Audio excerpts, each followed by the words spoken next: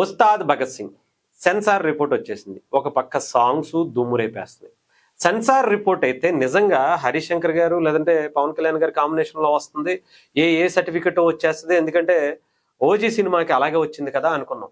కానీ 100% ఫ్యామిలీతో సకుటుంబ సపరివార సమేతంగా వెళ్ళి చూడదగ్గ సినిమా, చూసి ఒక రేంజ్ లో ఎంజాయ్ చేసి రావచ్చు అని చెప్పి సెన్సార్ సర్టిఫికెట్ కూడా యుఏ వచ్చిందట. దానికి సంబంధించి ఒక్కసారి సెన్సార్ సభ్యులు కూడా ఇచ్చినటువంటి రిపోర్ట్ చూడొచ్చు. సినిమా మొత్తం కూడా 2 గంటల 33 నిమిషాల 59 సెకండ్లు ఉంటుందట. సెన్సార్ సభ్యులందరూ కూడా సినిమా చూసిన తర్వాత ఎక్స్ట్రాడినరీగా ఉంది, ఒక్క కట్టు కూడా మేమేం చెప్పట్లేదు, సినిమాని యాజ్ ఇట్ ఈజ్ గా ప్రేక్షకులకు అందించండి అని చెప్పి చెప్పడమే కాకుండా పవన్ కళ్యాణ్ గారి పర్ఫార్మెన్స్ బద్దలైపోయిందని చెప్పి వాళ్ళందరూ కూడా చెప్పారట. అంతేకాదు ఫస్ట్ హాఫ్ ఒక రేంజ్ లో ఉంటది, ఇంటర్వెల్ సీన్స్ అయితే ఇంకా అసలు హైప్ అలా తీసుకెళ్లి ఉంచోబెడతాయట.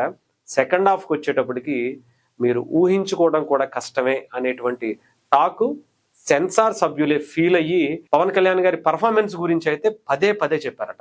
ఎక్స్ట్రాడినరీగా ఉంది, ఆయన అసలు అదర కొట్టేశారు, ఇంకా అసలు ఆలోచించుకో అవసరం లేదు. ఉస్తాద్ భగత్ సింగ్ పవన్ కళ్యాణ్ గారి కెరియర్ లో యాక్టింగ్ పరంగా మరో మెట్టు అదే రేంజ్ లో ఉంటదని చెప్పడం కూడా జరిగిందట. సో హ్యాపీగా సిద్ధపడిపోండి.